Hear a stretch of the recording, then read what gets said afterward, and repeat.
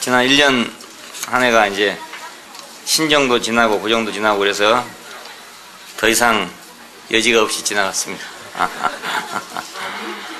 예, 새해에도 더 그리스도 안으로 더욱 전진하길 바랍니다.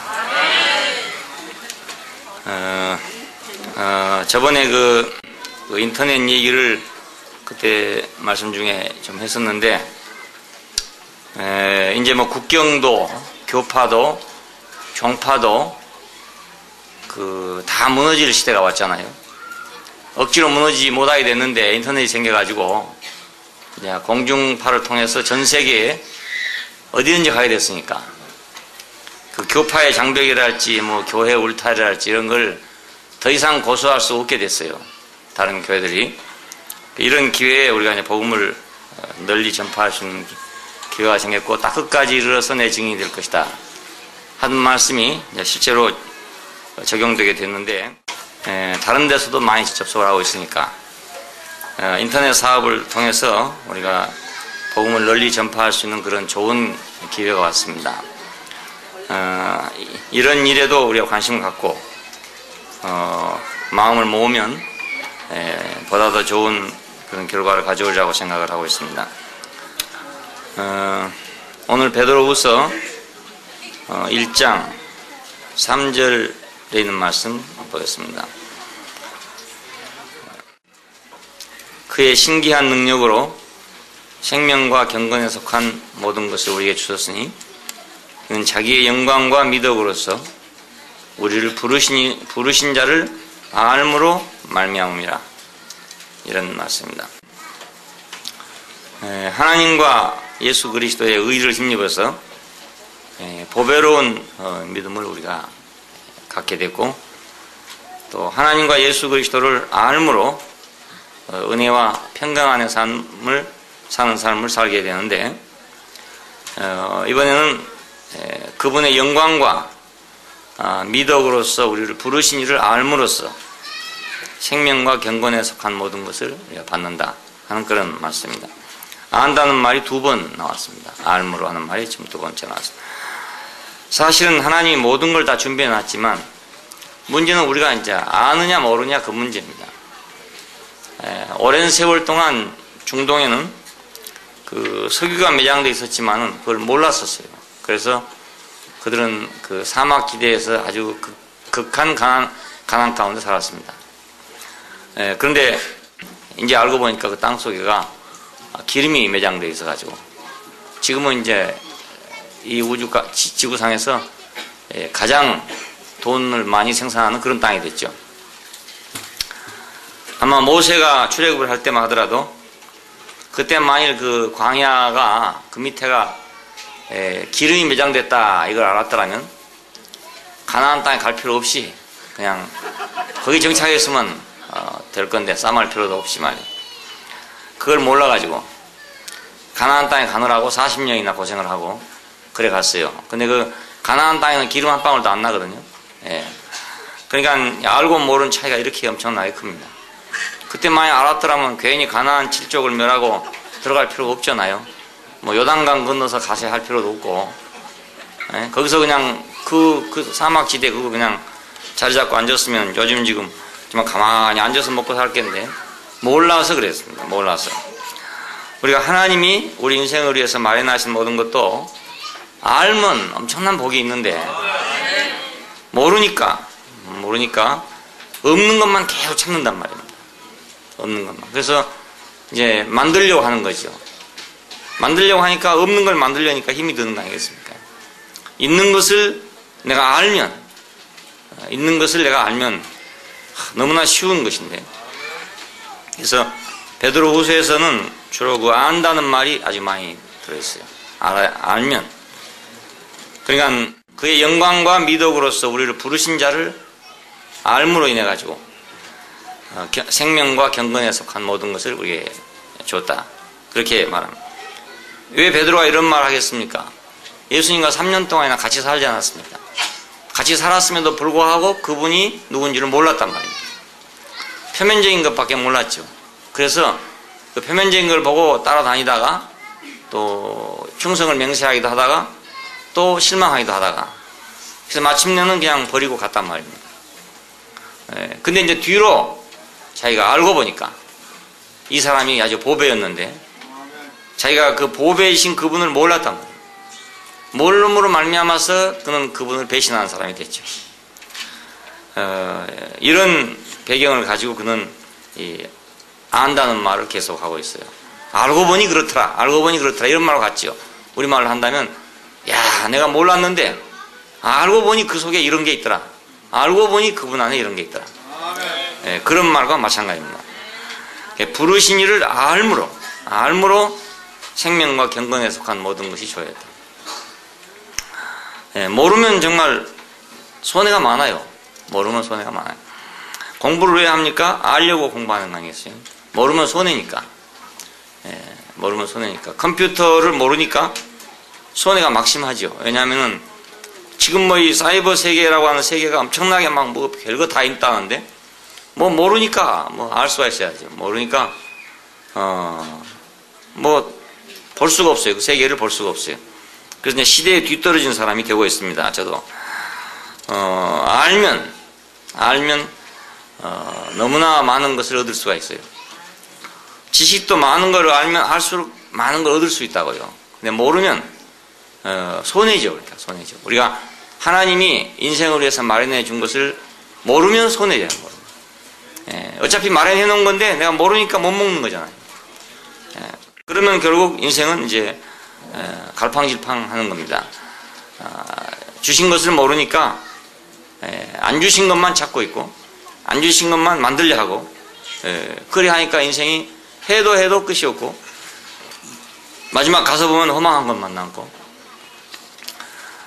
해보고 싶은 건 너무 많고 시간은 짧고 인생이 그래요. 다 해보려면 시간이 짧단 말이에요. 근데 하나님이 마련해 놓으신 것을 알게 되면 그거 다 해볼 필요가 없단 말이에요. 너무 좋은 게 많으니까. 너무 좋은 게 많으니까. 그러니까 안다는 것이 얼마나 큰 힘인지 모릅니다. 아는 것이 힘이다. 뭐 이런 말도 있었습니다. 아는 것이 힘이다. 요즘에는 그런 말 안 쓰는데 옛날에 그런 말 있었어요. 아는 것이 힘이다. 이런 말 있었습니다. 생명과 경건에 속한 모든 것을 주셨다. 그분의 영광과 미덕으로 우리를 부르신 이를 알므로. 이 말씀의 배경은 자기 자신에게는 아까 말씀드린 대로 예수를 모름으로 말미암아서 그를 배신까지 했던 그런 배경을 가지고 있고, 교회적으로 말하면은 그 변질된 것이 그 배경이 되어 있어요. 베드로가 이 말을 할 때 그 교회와 세상은 어떤 변질된 상태에 놓여가지고 그 하나님이 주신 축복을 누리지 못하는 그런 상태가 배경이 되었고 있습니다. 그래서 우리가 이것을 생각해 보면 사람이 선악과를 먹고 난 후에 하나님을 아는 지식이 왜곡됐어요. 하나님을 안다고는 하는데 이제 왜곡돼 버렸단 말입니다. 그러니까 왜곡됐기 때문에 결국은 변질시킬 수밖에 없는 거 아니겠습니까? 우리가 컴퓨터에 대한 정확한 지식이 없으면 그 기계를 망가져 버린다고요. 서투른 사람이 기계를 쓰면 기계가 망가져 버리거든요. 아무리 좋은 기계라도. 카메라 같은 건 남에게 빌려주면 대부분 갔다 오면 고장 나거든요. 왜 그러냐면 주인이 쓰는 대로 안 쓰고 다르게 써버리기 때문에 고장 나요. 가창에 우리 집에 이제 대문을 달아놨는데 그 아주 좋은 걸로 한다고 이제 번호만 누르면 나오는 걸 달아놨는데 이게 좀 조작하기가 조금 복잡해요. 좋은 것일수록 그렇잖아요. 근데 모르면 그냥 있으면 되는데 다 자기 상식으로 열어보는 거예요. 자기 상식으로. 자기가 아는 지식으로 열어본다고요. 그냥 막 잡아당기고 막 해가지고 잘못해놓으면 이제 거기서 막 경보음이 계속 울려요. 막 계속 울려요. 그러니까 이제 얼마 못 가서 지금 망가질 운명에 놓였습니다. 오는 사람마다 자기 지식으로 막 열어보는 거예요. 자기 지식으로. 모르면 가만히 있으면 아는 사람이 와서 열어줄 거 아닙니까? 그런데 모르는데도 불구하고 아주 모르면 괜찮은데 자기대로 안단 말입니다. 그 문을 여는 자기대로의 지식이 있어요. 그 지식을 가지고 막 이제 흔드는 거예요. 선악과를 먹은 사람도 마찬가지로 하나님을 아주 모르면 괜찮은데 자기 지식으로 하나님을 안단 말이에요. 그 아는 걸 가지고 결국 하니까 왜곡시킬 거 아닙니까? 그래서 이제 맨 처음에 생겨난 것이 종교입니다. 가인과 아벨은 분명히 뭘 알았기 때문에 재물을 가지고 하나님께로 간다 이렇게 생각했을 거 아닙니까? 그래서 가인은 가인대로 자기 재물을 가져가고 아벨은 아벨대로 자기 재물을 가져갔어요. 이건 종교의 시작을 말합니다. 근데 이 종교의 시작이 왜곡된 것이기 때문에 결국은 가가지고 싸워가지고 형이 아우를 죽이는 이런 이제 결과를 가져왔어요. 이게 종교의 시작입니다. 이 이후로 종교는 언제든지 똑같이 가인과 아벨의 일을 되풀이합니다. 모든 종교가. 지금도 그렇게 하고 있습니다. 예, 지금도 그렇게 하고 있습니다. 여기서 이제 한 발짝 더 나간 게 철학입니다. 종교를 해보니까 안 되겠더라. 왜곡되니까 싸움만 생기더라. 이런 거죠. 결국 싸움만 생기더라. 근데 무엇이 왜곡된 줄은 모르지만은 뭔가 우리가 신을 의지하고 신만 생각하고 이러면 안 되겠다. 우리 지혜를 개발해가지고 우리가 똑바로 정신을 차리고 살아야 되겠다. 이런 철학이 생긴 거 아니겠습니까? 예. 그러니까 자기가 주인이 돼야지 신이 주인이 되면 안 되겠다. 이런 게 철학이죠, 결국 알고 보면. 그리고 이제 거기서 한 발자국 더 나간 것이 바로 이제 세상입니다. 그것만 가지고 못 살겠더라. 정치가 필요하더라. 돈이 필요하더라. 뭐 이런 것들이 모두 필요해가지고 세상이라는 게 만들어졌어요. 그래 이것은 근원은 선악과에 있어요. 하나님을 아는 지식이 왜곡된 데서부터 시작했어요. 그거 시작해가지고 이제 변질해가지고 결국은 세상에 나가면 하나님을 완전히 이제 변질되게 생각해요. 그래서 하나님을 자기의 필요에 따라서 이용해야 될 그런 존재로 생각한다든지 아니면 부인한다든지 뭐 여러 가지 사람이 있죠. 이런 문제가 뭐 생겨나게 됩니다. 그냥 이런 속에서 결국 변질은 계속 거듭하죠. 인간의 능력으로 뭔가를 만들어 보려고 자꾸 노력하고 그러다 보니까 혼미하게 되고 생명과 경건에서 벗어나게 된다.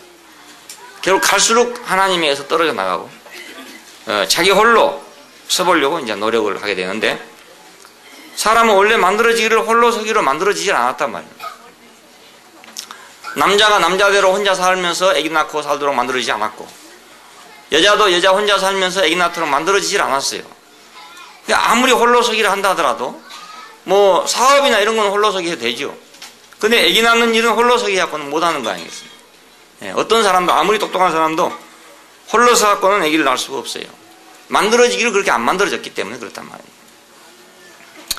모르겠어요. 요즘에 복제 인간 만들어 간다는데 내 뭐 피부 살점 하나 띄가지고 또 나같이 똑같은 사람 하나 만들고 이렇게 하라니 그 아들이라고 할 수는 없지 않겠어요?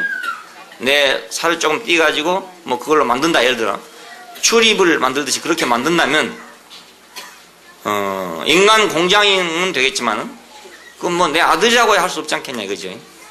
자기하고 똑같은 사람이니까 똑같은 사람이니까 모르겠어요. 앞으로 어디까지 갈지 모르지만은 남자가 혼자 아기를 낳을 수는 없다. 여자가 혼자 아기를 낳을 수는 없다. 왜냐하면 왜 그렇게 안 되는가? 그것은 만들어지기를 그렇게 만들어졌으니까 그렇다 이거. 그러니까 우리는 인간의 능력을 가지고 무엇이니 다 만들 수 있는 게 아니고 테레비도 만들 수 있고 마이크도 만들 수 있고 군함도 만들 수 있고 배도 만들 수 있지만은 못 만드는 게 있다 그 말입니다. 못 만드는 게. 하나님이 원래 만들어 놓은 것은 내가 그렇게 만들 수가 없다, 고칠 수가 없다 그 말입니다. 이런 잘못된 생각들이 모두 변질을 일으켜가지고 교회 안에도 들어오고 세상 안에도 들어오고 이렇게 됐습니다. 이런 자리에서 이런 혼란 속에서 하나님은 예수 그리스도의 영광과 그 미덕을 내놓고 우리를 불렀다 그런 뜻입니다.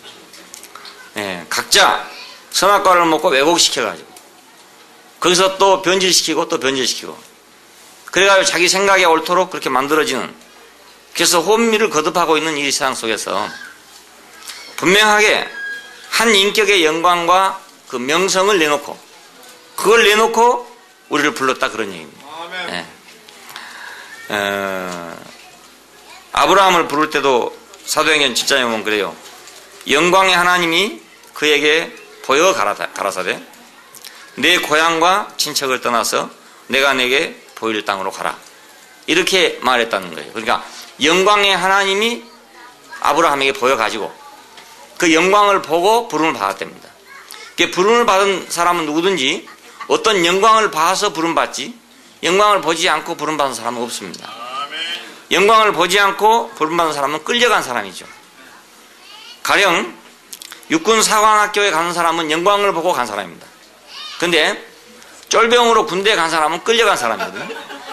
이 사람은 영광을 보고 간 게 아니고 억지로 할 수 없이 끌려간 사람이 쫄병이고, 육군 사관학교를 간 사람은 억지로 끌려간 사람이 아니라 그 별의 영광을 보고 별들의 영광을 보고 간 거라 그 말입니다. 아멘. 그때 언제 오광구 사령부에서 무슨 우리 형제들 ROTC 이제 입단식 할 때 가봤는데 별들이 막 쫙 나타나더라고요. 별들이 쫙. 별들이 오면 막 요란하잖아요. 막. 차도 막 다르고 막 전부 다르고 막 서열별로 쫙 앉고 그런 게 눈에 볼 때 야 저거 부럽다. 이런 사람은 그리 갈 거 아니겠습니까? 그러니까 그 영광을 보고 영광을 봤기 때문에 그리 부름 받았으니까 기쁨으로 부름 받은 거죠. 즐겁게. 아브라함도 영광의 하나님을 봤기 때문에 본토와 친척과 아비 집을 떠나서 그분이 지시한 곳으로 갔어요. 우리 역시 마찬가지로 예수 그리스도의 영광과 그 명성을 우리가 봤기 때문에 우리는 오늘 교회에 와 있는 거죠. 만약 그걸 모르고 교회에 오면은 억지로 끌려왔다. 예를 들어서 부모가 가자니까 왔다든지 누가 가자니까 왔다니 그러면 이제 억지로 끌려온 쫄병이죠. 그러니까 쫄병. 병력 의무를 다하기 위해서 온 사람, 이런 사람이 된다. 그러나 우리는 그런 사람이기를 원치 않고 예수 그리스도의 영광과 그 명성을 보고 우리가 부름받은 거다 이건. 세상의 종교들은 천당이다 혹은 극락이다 구원이다 이런 걸 내놓고 사람들을 불러요. 그래서 야 나는 천당에 가고 싶다, 나는 극락에 가고 싶다, 나는 구원을 받는다, 나는 멸망하지 않겠다, 지옥 안 가겠다, 이런 생각으로 종교에 들어가는 사람이 많이 있어요. 근데 하나님은 그런 걸로 사람을 부른 게 아니고 예수 그리스도의 영광과 미덕으로 불렀다 그거예요. 베드로는 천당에 가려고 예수를 따라갔던 게 아니다 이겁니다. 지옥에 가지 않기 위해서 예수를 따라갔던 게 아니고 그분의 영광과 미덕을 보고 따라갔다 그것입니다. 이게 정상적인 사람이죠. 천당 가려고 갔다. 그랬다가 어쩌다가 예수 그리스도의 영광을 보면 다행이지만 만약 못 보면은 영 황이죠. 황입니다. 베드로는 분명히 천당에 가자고 예수를 따랐던 게 아니고 그분의 영광을 보고 그분의 미덕을 보고 그분을 따르게 됐어요. 그분의 영광은 무엇인가? 그분의 출생과 삶과 죽음과 부활과 승천과 강림과 이런 그분의 인생 자체가 영광스럽게 보였다. 왜 이것이 영광스럽게 보이냐면 이것이 하나님이 표현되는 거니까. 그래서 사도들은 그렇게 말했어요. 본체의 형상이고 영광의 광채시다. 분명히 사람은 사람인데 우리와 똑같은 사람인데 거기서 하나님이 표현된 영광을 봤단 말입니다. 그 신이라는 말이 아니고 귀신이라는 말이 아니라 하나님이 표현되는 한 인격을 봤어요. 그래서 그걸 보고 사도들은 따라오게 된 거다 그것입니다. 물론 처음에 그걸 보기는 봤지만 희미하게 잘못 봤으니까 헷갈리기도 하고 방황하기도 했지만은 결국 그분에게 다시 매일 수밖에 없었던 것은 그분의 영광과 미덕 때문에 그렇게 된 것입니다. 사람에게서 하나님이 나타난다. 그의 형상이고 영광이다. 그의 본체의 형상이고 영광의 광채시다. 그렇게 되면 사람은 더 바랄 것이 없어요. 억만금을 가지고 있는 것보다 사람에게서 그 사람 자체에서 하나님의 영광의 광채가 드러난다. 그러면 더 이상 바랄 게 없죠. 돈을 가진 사람은 아무리 많이 가져도 더 이상 바랄 것이 없다 이런 게 없어요. 정주영 씨도 하도 안 되니까 대통령 해보자고 안 나섰습니까? 하도 안 입고 오니까 그랬겠죠.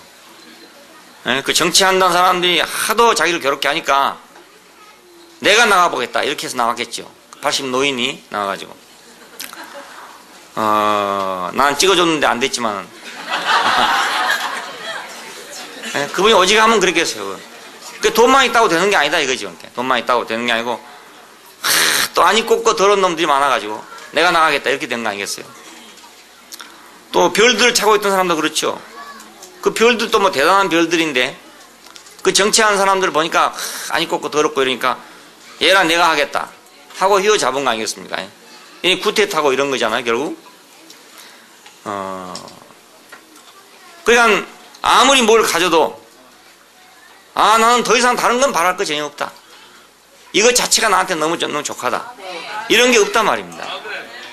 이런 게 없어요. 근데 그 인생에서 하나님의 영광이 나타나게 되면 그때는 다른 것은 너무너무 시시하기 때문에 그건 가질 수가 없단 말입니다. 가질 필요가 없게 된다 그것이.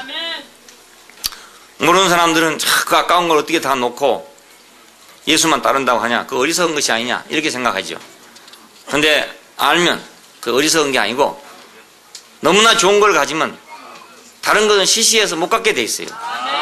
가질 수가 없어요. 거의. 가지라고 하더라도 가질 수가 없단 말입니다. 그의 기쁨이 되지 않으니까. 그냥 예수에게서 사도들은 뭘 봤냐? 하나님이 나타나는 그런 영광을 봤어요. 그래서 그를 따르게 된 것입니다. 그리고 그의 미덕이라는 것은 이제 명성이라 이런 말과 마찬가지인데 이 미덕은 어디서 나온 거냐? 그것은 그분의 진실에서 나온 산물입니다. 산물. 이 미덕이란 말은 기쁨이 된다. 혹은 알맞다. 받을만하다. 기분 좋은 거다. 이런 뜻입니다. 이 미덕이라는 게. 근데 이거 이제 어원을 찾아보니까, 아레테스 하면 미덕이라고 한 말인데, 아레스코 하면은 기쁨이 되다. 이런 말이고, 아레스토스 하면은 알맞다. 이런 뜻이 되고, 받을만한 것이다. 이런 뜻이 되고, 여기서 아렌 하면은 어린 양이 된단 말입니다. 이상하게. 그래서, 그 어린 양은 받을만한 것이다. 받을만한 것이다. 기분 좋은 거다. 기분 좋게 한 거고, 알맞는 거다. 그 어원이 이렇게 됐다. 찾아보니까. 그러니까 미덕이란 게 정말 남이 받을만한 거죠. 그러니까. 하나님이 받을만한 것. 사람들이 받을만한 그것이 미덕이에요. 그러니까. 사람들이 받을만하고, 사람들을 기쁘게 할 만한 것. 사람들을 기쁘게 할 만한 것. 사람들을 행복하게 할 만한 그것이 바로 미덕 아닙니까? 근데 그걸 찾아 들어가니까 어린 양이 나오더라니까요. 어린 양이 나오는 거예요. 그러니까 어린 양이신 그리스도, 그럴 때 그 말 속에 함축된 뜻이 미덕이 함축되어 있단 말이에요. 어린 양이신 그리스도 할 때는 그 미덕이 함축되어 있어요.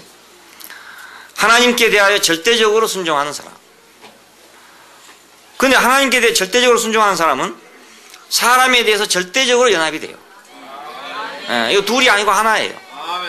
왜 내가 사람하고 연합이 안 되는가? 그것은 하나님께 절대적으로 순종하지 않기 때문에 그래요. 내가 하나님께 절대적으로 순종하는 사람이라면 내 인생이 숨이 코에 붙은 인생으로서 내가 하나님께 절대적으로 순종하는 사람이라면 나는 사람과 절대적으로 연합이 된다니까. 내가 아무것도 아닌데 남하고 연합되지 못할 리가 없지 않습니까?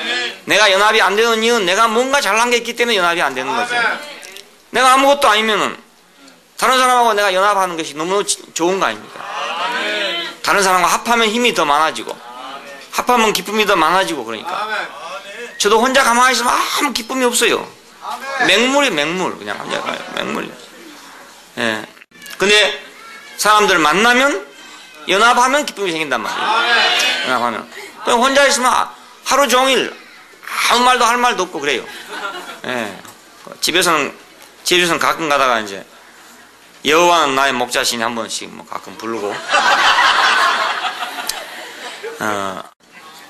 그렇습니다. 그것도 이제 뭐 책을 보다가 원고를 쓰다가 그래서 이제 기분이 좋아지면 그래서 이제 한 곡씩 부르는 거예요. 이렇게. 그냥 가만히 있으면 아무 재미가 없어요. 아무 재미가 없어요. 근데 무엇을 만나니까 재미가 생긴단 말이에요. 그러니까 하나님께 절대적으로 순종한 인생은 인생과 절대적으로 연합하게 돼요. 그래서 인간 문제가 저절로 없어져요. 인간 문제가. 뭐 믿고, 뭐, 원수지고, 이럴 일이 없단 말입니다. 뭐, 안 입겁고, 더럽고, 치사하고, 메스껍고, 이럴 일이 없어요. 예. 그럼 막, 정말 못 볼 놈도 없고, 그러지. 도저히 난 눈 뜨고 못 보겠다. 이런 것도 없고. 예. 나는 하여튼, 그 사람만 보면 나는 막 구역질이 난다. 이런 것도 있을 수 없고. 예. 내가 하나님께 절대적인 순종 안에 있습니다. 우리는 사랑과 절대적으로 연합한다. 그러면 그분은 하나님께 대해 절대적으로 순종하는 분으로서 우리와 연합된 거라고요. 예. 그분의 죽으심을 통해서 우리와 연합하지 않았습니까? 우리도 다른 사람과 연합할 때 우리의 죽음을 통해서 연합해요. 예. 그 죽음은 순종이란 말입니다. 여러분. 순종한 자리. 그러니까 그의 미덕은 무엇인가? 하나님께 대한 절대적인 순종과 사람에 대한 절대적인 연합이에요. 그것이 그분의 미덕입니다. 아름다운. 그러니까 우리 교회 안에서도 사람과 절대적으로 연합한 사람은 아름다운 사람입니다. 네. 다른 사람을 필요로 하고 다른 인생을 필요로 하고 다른 인생을 귀중히 여기고 그런 사람은 아름다운 사람이죠. 근데 이제 뭐 아름답지 않은 사람은 어떤 사람이냐? 맨날 남 미워하나 한다든지 막 저주나 하고 있다든지 막 판단이나 하고 있다든지 뭐 이런 사람은 아름답지 않죠. 자연히 우리가 곁에 가보면 아름답지 않거든요. 예, 그러니까 그의 미덕은 그의 명성은 무엇인가? 그것은 뭐 국회의원이 되는 그런 명성도 아니고 별을 딴 명성도 아니고 하나님에게 대한 절대적인 순종 때문에 모든 사람과 연합되는 그런 미덕이죠. 하나님은 바로 이 예수 그리스도의 영광과 미덕, 하나님이 표현되는 인격, 사람과 연합되는 인격, 이걸 가지고 우리를 불렀다 그겁니다. 그러니까 우리 교회 오신 분들 분명히 알 일은 우리 교회에서 뭘 중심으로, 어떤 사람 그런 사람이 있어요. 거기서는 뭘 중심으로 합니까? 이런 사람이 들어있다고요. 뭘 중심으로 합니까? 왜냐하면 교파들마다 무슨 중심이 있잖아요. 이렇게 뭐 성령의 은사가 중심이다 할지 뭐 아니면 뭐 율법이 중심이라 할지 뭐 있을 거 아닙니까? 침례가 중심이라 이런 게 있는데 우리 보고는 뭘 중심하냐고 그래요. 그러면 뭘 중심하는지 얼른 말하기 참 어려워요. 근데 이 말을 가지고 생각하면 아주 쉽죠. 물론 못 알아듣겠지만 예수 그리스도의 영광과 미덕이 우리 중심이다. 그 인격의 영광과 미덕이 우리 중심이다.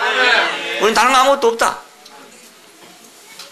교리도 뭐 따로 없고 따로 주장한 것도 없고 어떤 사람들은 뭐 우리 보고 모르고 뭐 이단이 중에 그런 사람이 있어요. 그럼 뭐 이단이고 뭐 우리 그것도 모르고 우리는 단지 한 인격의 영광과 미덕을 보고 그것이 중심이 돼서 우리가 있는 거다. 네. 그렇지 않아요? 그것이 사실 아닙니까? 우리의 사실은 그것밖에 없어요. 뭐 교리는 뭐 이럴 수도 있고 저럴 수도 있는 거니까 각자 자기 생각이니까 그의 영광과 미덕에 의해서 우리는 부름받았다. 그걸 받기 때문에 우리는 완전한 사람들이다. 근데 이렇게 부르심이라는 것은 어떤 결과를 가져오냐면 그 부르심은 부르신 이에게 이르게 만들어져요. 부르심은 부르신 이에게 이르게 만들어요. 그러면 영광과 예수 그리스도의 영광과 미덕을 보고 우리가 부름을 받았으면 우리는 어떻게 되느냐? 그분의 영광과 미덕에 이르게 된단 말이에요. 도달하게 되는 거예요. 도달하게. 그러니까 이게 참 중요하죠. 뭘 보고 뭘 내가 봤냐 이게 참 중요한 일이죠. 뭘 보고 우리가 부름 받았냐 이게 참 중요해요. 가령 내가 별들을 보고 부름 받았다. 그럼 별이 되는 거 아닙니까? 결국은 별들을 보고 봤으니까 결국 별이 못 되면 말똥이 되더라도 되는 거 아닙니까? 말똥이 못 되면 다이아몬드가 되는 거고. 그렇죠? 그게 다 별 되다가 망한 거 아닙니까? 모두 다. 다이아몬드도 말똥 되다 망한 것이고 말똥도 별 되다 망한 거 아닙니까? 결국 알고 보면. 그러니까 무엇을 봤냐 이게 아주 중요하지. 뭘 봤냐. 예. 뭐 싸움 잘한 걸 보고 참 봤다. 재훈 형제가 그러잖아요. 자기 삼촌이 너무너무 싸움을 잘하는 분인데 어려서 볼 때 그게 너무 부럽게 보였다 이거예요. 예? 꼰대 삼촌이 너무너무 유명한 분이었다. 예, 꼰대 삼촌이. 그래서 그 펀치가 너무너무 아주 통쾌하고 했기 때문에 자기는 그 영광에 부름받을 사람이었죠. 그 영광에. 그 삼촌의 번치의 영광에 부름받을 사람이었어요.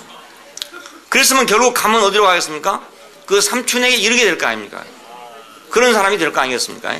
그런데 이 형제가 중간에 예수 그리스도의 영광과 미덕을 보고 전향됐단 말이에요. 전향.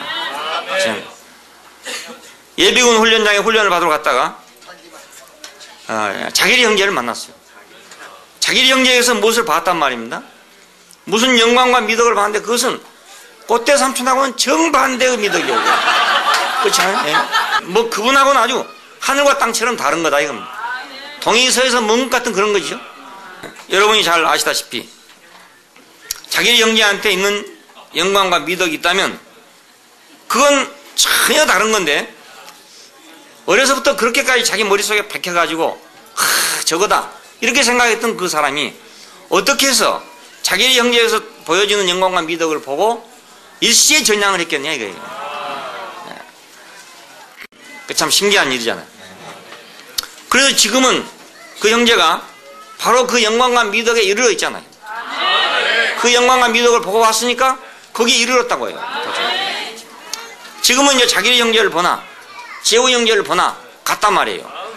그냥 그리 부름받았으니까 그리 될 거 아닙니까? 서울대학교 가는 사람들은 왜 갈라 합니까?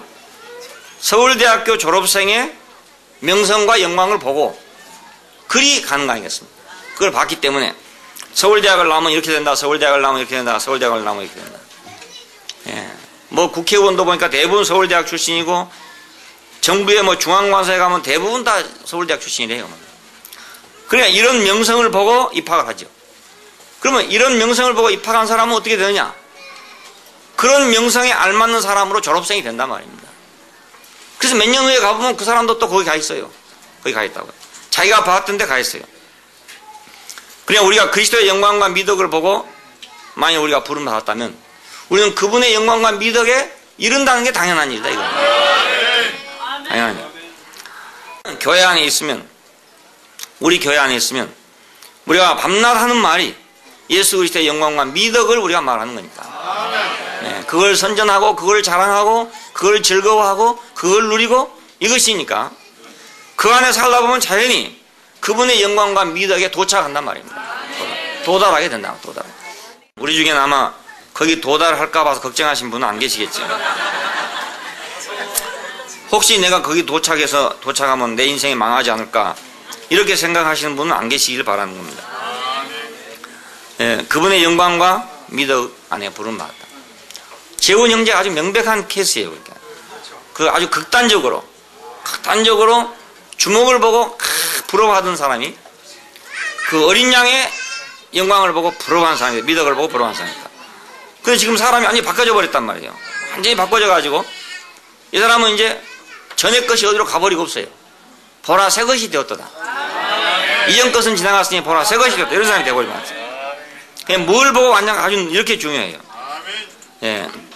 사도들은 예수 그리스도의 영광과 미덕을 보고 그래서 거기에 매료된 사람들이에요. 거기에 매료된 사람들. 그랬으니까 결국은 그런 사람이 됐죠. 그래서 우리가 사도들을 볼 때 그 사람들은 바로 예수 그리스도와 같은 사람들이 됐다 그 말입니다. 무엇을 보았느냐, 어디에서 부름받았느냐, 이게 그 사람의 갈 길입니다. 우리가 출생은 다 똑같이 사람으로 출생했지만 내가 무엇을 보고 부름받았냐 여기에 따라서 이제 인생이 달라지게 돼요. 무엇을 보고 부름받았냐, 어디로 우리가 부름받았냐에 따라서. 그래서 우리가 어렸을 때 참 중요한 것이 어렸을 때 뭘 보고 참 좋다고 보여주느냐 이게 아주 중요하죠. 예, 어렸을 때 자기가 부러워한 게 있거든요. 어렸을 때 그것이 평생 나는 수가 참 많아요. 물론 사람은 가다가 늘 변해가지고 아까 재호 형제처럼 A라는 데 매료돼 있다가 B라는 데로 옮겨갈 수도 있고 또 C라는 데로 옮겨갈 수도 있는데 그 어떤 사람들은 어려서 한번 본 그것이 평생을 좌우하는 수가 있다고요. 순간의 선택이 10년을 좌우한다 한 것처럼 순간에 그 포착된 것이 내가 10년을 좌우하고 평생을 좌우하는 경우가 많아요. 그래서 어렸을 때 무엇을 좋게 여기느냐 이게 참 중요한 일입니다. 지금 우리는 이제 어린 시절 지났으니까 이제 와서라도 예수 그리스도의 영광과 미덕을 알면 우리는 그 영광과 미덕 때문에 부름받아가지고 우리는 그분에게 이르게 될 건데, 그분에게 이른 결과가 생명과 경건에 속한 모든 것이에요. 생명과 경건에 속한 모든 것은 다 그분 안에 있는 거라 그 말입니다. 여기 생명이라는 말은 우리 숨쉬는 생명을 말하는 게 아니고 다른 생명을 말합니다. 성경에서 조에라고 하는 이 단어는 숨쉬는 생명에 대해서도 표현한 데가 있지만은 성경에서 주로 말할 때는 이건 그 생명을 말한 게 아니고 다른 생명을 얘기해요. 하나님께 살아있는 생명, 하나님께 살아있는 생명, 하나님의 필요 안에 있는 생명, 다시 말해 하나님을 나타내는 필요 안에 있는 생명, 하나님이 있는 곳에 항상 있는 생명, 말씀과 함께 있는 생명, 그걸 말해요. 그걸 말할 때 조회라는 말을 씁니다. 이것을 종합하면 예수 그리스도께서 말씀한 대로 이것이 그분의 살과 피라고 할 수 있어요. 그분 자신의 존재란 말입니다. 존재. 나는 부활이요 생명이니 할 때 나는 부활이요 조회니, 그런 뜻입니다. 나는 부활이요 조회다. 하나님은 우리가 볼 수 없어요. 근데 하나님은 말씀이 되고, 말씀은 다시 인격이 되고, 그 인격을 우리가 말할 때 생명이라고 그래요. 이 생명은 이런 생명이란 말입니다. 그러니까 이 생명을 갖게 된다, 그것입니다. 그분의 영광과 미덕에 부름받은 사람들은 하나님 안에서 하나님에게 대해 살아있고, 하나님의 필요 안에 있는 사람이고, 하나님이 있는 곳에 항상 있는 사람이고, 말씀과 함께 있는 이 생명을 받는다, 그 말입니다. 이 생명을 받는 사람. 하나님은 예수 안에서 예수가 된다. 이 말은 이 생명 안에서 예가 된다, 그런 뜻입니다. 하나님은 예수 그리스도 안에서 예가 되었느니라. 아니라함이 없고 오직 예만 되었다, 이럽니다.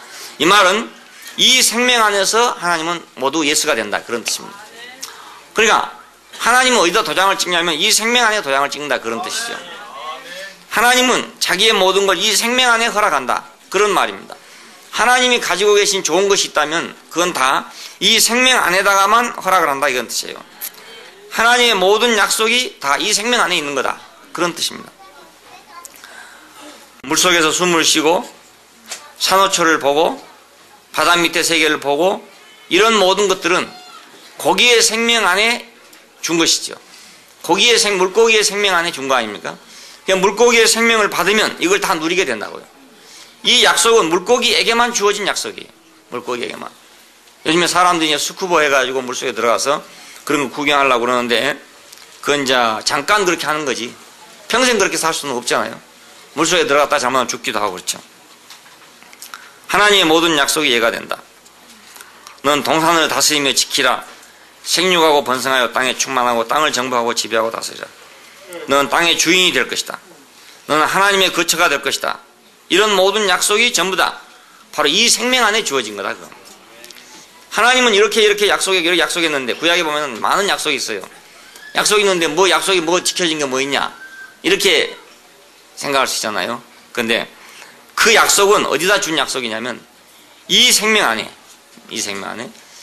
예수 그리스도의 영광과 미덕의 부름받음으로 말미암아 주어진 그 생명 안에 주어진 약속이에요. 그 생명 안에는 이 약속이 다 예가 되어 있지만 이 생명 밖에는 그 약속이 예가 될 수가 없는 거죠. 물고기에게 주어진 약속은 물고기에는 예가 되어 있어요. 공중에 나는 새에게 주어진 약속은 새에게는 예가 되어 있어요, 다.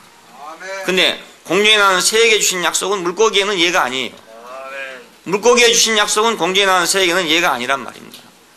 그러니까 오늘 우리가 만일 하나님의 모든 약속이 어떤 약속이 나한테는 예가 안 된다. 그러면 그것은 내가 그 생명 안에 있지 않기 때문에 그 예가 안 되는 것뿐이다. 그 약속이 없어 그런 게 아니고 약속은 있는데 이 약속은 어떤 생명 안에 주어진 거니까 이 생명 속에서만 예가 되는 약속이에요.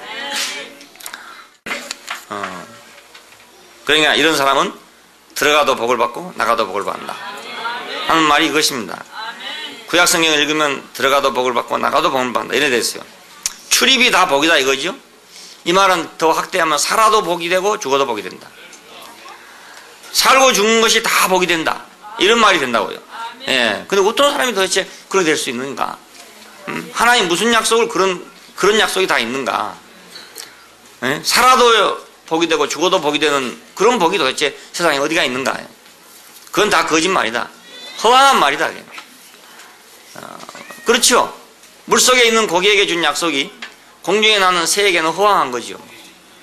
공중에 나는 새에게 준 약속이 물고기한테는 허황한 것이죠. 거짓말을 해도 과언이 아니죠. 자기한테는 없는 거니까. 그러니까 들어가도 복을 받고 나가도 복을 받는다. 그런 복이 도대체 어디가 있냐? 살아도 복을 받고 죽어도 복을 받는다. 져도 복을 받고 이겨도 복을 받는다. 실패해도 복을 받고 성공해도 복을 받는다. 그런 복이 세상에 어디가 있냐? 그건 거짓말이다. 거짓말이란 말도 맞는 말. 자기한테는 거짓말이에요. 그 생명이 아니면 거짓말이에요. 그 생명 아닌데는 소용이 없는 말이니까. 그러나 그 생명 안에는 그것이 다 예가 돼 있다 그 말입니다. 예가 돼 있다. 이걸 보고 생명의 유업이라고 그럽니다. 생명의 유업. 이 생명의 유업 안에는 하나님의 법이, 하나님의 말씀이 내 생명이 되고 지켜진단 말이에요. 내가 그 율법으로 지켜지는 게 아니고 그것이 나한테 그냥 생명이 되고 지켜진다. 이거 지켜집니다. 이 세상 안에서 내가 그의 나라가 되고 그의 백성이 되고 그의 기르시는 양이 되고 이 생명의 유업이죠. 자, 이 생명이 주어진다. 그리고 두 번째는 경건이 주어진다 그랬는데 이 경건이란 말은 유세베스 이런 말이에요. 그 찾아보니까 유하는 말은 잘 그런 뜻이에요. 잘. 영어로는 well 하는 그런 말입니다. 잘. 안동 가니까 재밌는 말이 있던데 손님이 오면 잘 오이소. 잘 오이소. 잘 가시소의 반대말이 잘 오시소란 말입니다. 잘 오시. 처음 들으면 참 우습게 생각이 드는데 많이 들어보니까 말이 짝이 맞아요. 갈 때는 잘 가시소 해놓고 올 때는 어서 오이소 하면 안 되잖아요. 갈 때 잘 가시소 했으니까 올 때도 잘 오시소 해야 되나. 안동 가니까 그래. 잘 오시소. 유하는 말은 잘 그런 뜻이고 세베스 하는 말은 위하여 그런 뜻입니다. 위하여. 그러니까 이걸 합하면 잘 위한다 이런 말이죠. 잘 위한다. 뭘 잘 위하냐? 하나님을 잘 위한다. 그것이 경건이래요. 경건이나 당연히. 지식은 변절시켰습니다. 잘 위하는 게 아니고 변절시켰다. 변절시켰다. 선악을 하는 지식으로 사람은 하나님을 섬기기는 섬기는데 변질되게 섬긴다. 변질되게. 그래서 여기서 경건이라는 말을 쓰게 됐어요. 예수 그리스도의 미덕은 하나님을 위함에 있어서 탁월한 것이었습니다. 하나님을 잘 위함에 있어서 탁월한 것이 예수 그리스도의 미덕입니다. 자, 하나님을 위하는 것은 뭐냐? 그의 성품을 표현하는 거잖아요. 그의 성품을 표현하는 거. 그러니까 이건 기술이 될 수가 없어요. 절대로. 그러니까 지식으로는 절대로 그분을 잘 표현할 수 없는 거죠. 기술이 아니니까. 성품이란 건 성품으로밖에는 표현할 수 없어요. 우리가 어떤 일은 기술로 할 수 있는데 성품이란 건 성품으로밖에 표현할 수 없어요. 성품을 객관적인 지식으로는 표현할 수가 도저히 없습니다. 자, 우리가 이제 얼음을 손에 대면 찹니다. 시리고 차지요. 근데 이 찬 것은 아무리 유명한 문학가라 하더라도 아무리 어떤 사람이라 하더라도 그것을 지식으로는 그 찬 것을 느끼게 할 수가 도저히 없어요. 찬 걸 느끼게 할 수. 찬 것은 찬 것으로밖에는 표현이 안 돼요. 그렇잖아요? 영하 30도다. 영하 30도는 영하 30도에 찬 것으로밖에는 전달이 되지 않아요. 우리가 아무리 영하 30도를 지식으로 말한다 하더라도 차게 할 수는 없다 이겁니다. 영하 30도를 말해가지고 내가 덜덜 떨어져 얼어 죽을 수는 없다 이겁니다. 그렇지 않겠습니까? 우리가 영하 50도 된다에 놔두면 죽을 거 아닙니까? 결국에 얼어 죽을 거 아니겠어요? 그런데 영하 50도를 지식으로 어떻게 얘기한다 하더라도 생 사람이 그 자리에 앉아서 얼어 죽지는 않는다 이겁니다. 얼어 죽지 않아. 그러니까 지식은 절대로 차게 할 수가 없다. 찬 것만 차게 할 수 있다. 마찬가지로 하나님의 성품은 그 성품으로만 표현할 수 있지 그 성품 아닌 것으로는 표현할 수가 없다 이겁니다. 그러니까 교리나 지식이나 이런 것은 절대로 그분을 표현할 수가 없어요. 하나님 성품과 본성은 그 성품과 본성으로밖에는 표현할 수가 없습니다. 이것이 하나님을 잘 위하는 거죠. 잘 위하는 거. 이게 바로 경건이라고 하는 말입니다. 경건이라는 말이에요. 그러니까 하나님을 잘 위하는 것은 하나님을 잘 표현하는 것이다. 근데 하나님을 잘 표현하기 위해서는 하나님 그분의 성품이 있어야 그분을 표현할 수 있지. 그분의 성품 아닌 것으로는 그분을 표현할 수가 없단 말입니다. 두 번째는 그분의 목적을 돕는 것입니다.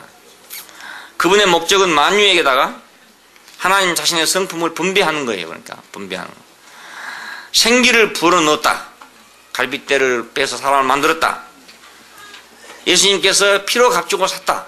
이 말은 모두 그분 자신을 분배한다는 뜻입니다. 분배한다. 자기를 나눠주기를 원하고 있어요. 좋은 건 우리가 자꾸 나눠주고 싶어요. 네? 내가 좋은 거 있으면 그걸 자식에게 나눠주고 싶어. 가족에게 나눠주고 싶어. 친구에게 나눠주고 싶어요. 좋은 거 있으면. 근데 세상에 어떤 좋은 거, 물질적인 것은 내가 가지고 있으면 나눠주고 싶지 않아요. 그래서 나눠주면 내가 손해가 나니까 안 나눠주고 싶어. 내가 금덩어리가 있는데 금덩어리 나눠주고 싶지 않아. 내가 가지고 싶어요. 다이아몬드가 있는데 나눠주고 싶지 않아. 그건 내가 가지고 싶어요. 명예가 있어. 나눠주고 싶지 않아. 내가 가지고 싶어야 돼. 그렇잖아요? 근데 참 이상한 것은 하나님이 주신 이 아름다운 것은 가지면 가질수록 나눠주고 싶단 말이에요. 주고 싶어. 사랑하는 사람이 그걸 주고 싶단 말이에요. 예. 하나님 자신도 자기 자신이 그런 분이니까 자기를 우리에게 나눠주고 싶은 거예요. 분배하고 싶단 말이에요. 이 목적을 돕는 것이 하나님을 돕는 일이에요. 이것이 경건이란 말입니다. 인생으로 하여금 하나님은 만유에게 자기 자신을 공급하도록 하기를 바라고 있습니다. 자기 자신이 친히 배급하지 못하니까 사람을 통해서 배급하려고 그러는데, 그러니까 자기를 배급해 줄 청지기를 찾고 있단 말이에요. 예, 좋은 청지기는 그 주인이 무엇이 어디다 놔뒀는지 다 알아가지고 때를 따라서 양식을 나눠준 자다, 이렇게 표현됐어요. 좋은 청지기 어떤 청지기냐? 주인의 뜻을 알아서 때를 따라서 온 가족에게 양식을 잘 공급하는 사람이다. 냉장고 안에 이제 뭐 여러 가지 음식을 다 사다 놨다. 근데 이제 좋은 주부는 어떤 사람이냐? 골고루 그걸 아침에는 아침에 맞게, 점심은 점심에 맞게, 저녁은 저녁에 맞게 잘 식구들에게 분배하는 사람이 요리를 잘하는 사람이죠. 그런데 요리를 잘 못하는 사람은 어떤 사람이냐? 냉장고 속에 한쪽에서는 썩고 한쪽에서는 구더기 난다. 그리고 항상 모자라다. 이런 사람은 이제 분배를 잘 못하는 사람이지, 제대로. 때를 따라 양식을 나눌 자가 누구냐? 그렇게 말했어요. 그러니까 하나님은 자기 자신을 적절하게 분배해 줄 사람이 누군가, 그걸 찾고 있다는 뜻입니다. 이것을 하나님은 인생에서 찾고 있어요. 사람에게서. 누군가가 그렇게 해주길 바라고 있어요. 사람이 그렇게 해주길 바라고 있단 말이에요. 네. 그러니까 그분의 목적을 잘 돕는 것, 이것이 바로 경건에 관한 문제예요. 생명과 경건에 속한 모든 것. 자, 그러니까 우리가 생명과 경건에 속한 모든 것은 우리가 하나님 나라를 누리는 것과 같은 거잖아요. 예수 그리스도의 살과 피를 갖는 것이고, 하나님께 대해 살아있고, 하나님의 피로 안에 있고, 하나님이 있는 곳에 항상 있고, 하나님의 말씀과 함께 있는 이 생명과 하나님을 잘 위하는, 하나님을 본성적으로 표현하기 위해, 그분의 사역을 표현하기 위해서, 돕기 위해서 우리가 필요한 모든 걸 가지고 있다. 그러면 하나님에게 절대적으로 필요한 사람이죠. 이런 사람이 생명과 경건에 속한 모든 걸 갖고 있는 사람인데, 이 사람은 누구냐? 예수 그리스도의 영광과 미덕을 인해 가지고 그것을 알고 그래서 부름받은 사람이다. 그러니까 예수 그리스도의 영광과 미덕은 생명과 경건이죠, 결국. 그분의 영광과 미덕은 그분의 생명과 그분의 미덕이 바로 그분의 생명과 경건이에요. 그분의 생명은 그분의 영광이 되고, 자, 그분의 미덕은 그분의 경건이고, 그래서 생명은 근원이고 경건은 표현이고, 그런 셈이죠. 어떤 생명이 있으니까 어떤 것이 표현되더라, 어떤 생명이 있으니까 경건이 되더라, 이거죠. 그래서 영광과 미덕 안에서 부름받은 사람들은 그 영광과 미덕에 도달하게 될 것입니다. 우리가 날마다 바라는 것이 그거잖아요. 어떻게 해서 우리가 그분의 영광과 미덕에 도달하는가, 그게 우리의 소원이잖아요. 이것이 인생 최종의 목표예요. 하나님을 섬기고 하나님을 위하는 것, 이것이 인생에 주신 절대적인 분깃이라고요. 그 그 이외에는 분깃이 없어요, 사람한테. 아무 분깃도 없습니다. 예, 뭐 인공위성을 만드는 분깃, 이건 인간에게 준 분깃이 아니다, 그 말입니다. 사람에게 주신 유일한 분깃은 하나님을 위하고 섬기는 것이에요. 그것이 유일한 분깃이에요. 이 생명의 여러 방면들, 이것을 구약에서는 좋은 땅의 산물의 풍성, 그렇게 표현했어요. 그러니까 그 좋은 땅, 가나안 땅에서 나오는 그 농산물의 풍성함으로 그 표현해놨어요. 이건 물질적인 것이었으니까. 예, 이거 신약에 오면은 믿음의 실체이신 그리스도, 보배로운 믿음의 실체이신 그리스도를 다시 우리 안에서 실체화시키는 것. 예, 우리의 믿음의 대상이고 매료의 대상이었고 우리의 부러움의 대상이었고 우리 부름의 대상이었던 그분을 우리 안에서 주관적으로 실체화하는 것. 이것이 신약 안에 있는 생명의 방면이란 말입니다. 예. 이것이 그래서 우리가 그리스도가 나의 분깃이다 이런 말하고, 믿음은 이 분깃을 실체화하는 거란 말이에요. 예. 그리스도는 나의 분깃이고 그 믿음은, 그분에 대한 믿음은 이걸 실체화하기에 필요한 것입니다. 우리의 분깃인 그리스도로 인해서 그 할당된 보배로운 믿음으로 우리의 분깃인 그리스도를 실체화하는 것이다. 그러니까 그분을 내가 보고 그분이 부러워서 그분을 따라간 것이 결국은 내가 그분에 이르고 그분에 이른 것이 나는 그분을 실체화하는 것이고 그분을 표현하는 것이고, 영원한 생명, 경건, 이것을 우리에게 주신 하나님, 예수 그리스도를 통해서 이것을 주신 하나님, 그리스도를 통해서 우리에게 이걸 할당해 주신 분, 그분 때문에 우리는 보배로운 믿음이 생겼고 그분을 알므로 말미암아서 우리는 은혜와 평강을 갖게 되고 그분을 알므로 말미암아서 우리는 생명과 경건에 속한 모든 것들을 받게 됐어요. 그분을 아는 그 속에 신기한 것이 많이 들었어요. 이 신기한 것을 각 사람을 통해 가지고 우리가 표현하고 있는 것이 교회입니다. 그러니까 교회 안에서는 신기한 일이 많이 있는 이유가 그분 안에 있는 그 생명의 신기함이 늘 표현되기 때문에, 그래서 늘 신기한 거예요. 우리가 생각지 못한 일이 일어나고 생각지 않았던 일이 발생하는 이유가 바로 그런 데 있죠. 이 생명이 튀어나오니까 어느 때는 이렇게 나오고 어느 때는 저렇게 나오고, 예? 어느 경우에는 이렇게 나오는데 어느 경우에는 또 저렇게 나오더라. 이번에도 참 신기한 것이 있는데, 그 원모 형제하고 병마 형제하고 같이 일을 한다고 그래요. 그 약국에 일을 한다고 그래요. 근데 병마 형제가 지금까지 들은 말씀은 사람이 떡으로만 살 것이 아니요 라는 말씀을 들었대요. 제가 말했죠, 분명히 제가 많이 사람이 떡으로만 살 것이 아니고 하나님의 입으로 나오는 말씀으로 산다, 이 말씀을 들었다 그거예요. 그랬더니 원모 형제가 있다는 말이, 그것은 형님 말이야, 형님에게 준 말이 아니고 형님에게 준 말은 일하기 싫거든 먹지도 말라, 이 말이 형님한테 준 말이야 그랬대요.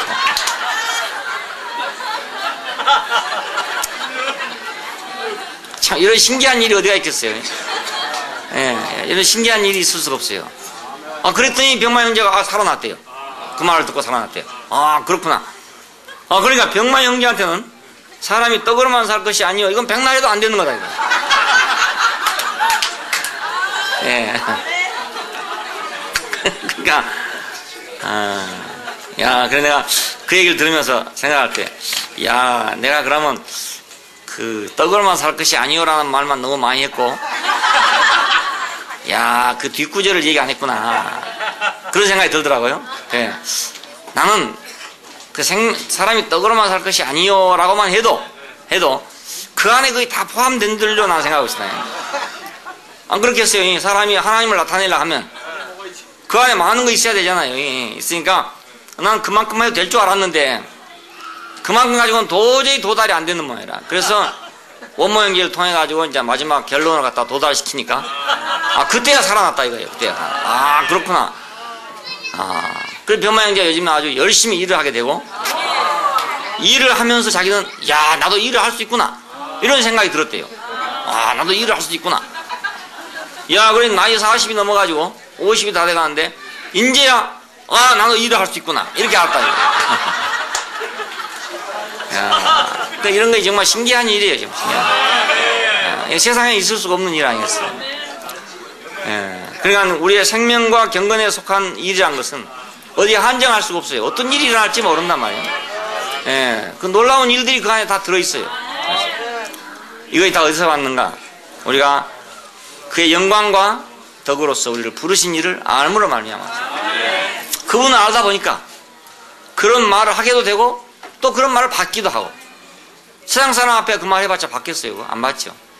예, 아무한테나 또 그 말 하면 받겠습니까?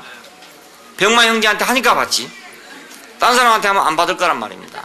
근데 어찌 그 적절한 장소에 그런 말이 나오는지. 그래서 성경도 그 쓰일 때가 따로 있고 적중할 때가 따로 있더란 말입니다. 예, 다 적중한 게 아니고 말이죠. 그래서 우리는 생명과 경건에 속한 이 신기한 일들이 우리한테 주어지고 있다는 겁니다. 그래서 신기한 능력으로 그랬어요. 그의 신기한 능력으로 생명과 경건에 속한 모든 것을 우리에게 주셨으니 이는 자기의 영광과 덕으로서 우리를 부르신 자를 알므로 말미암니다. 네, 기도하십시다.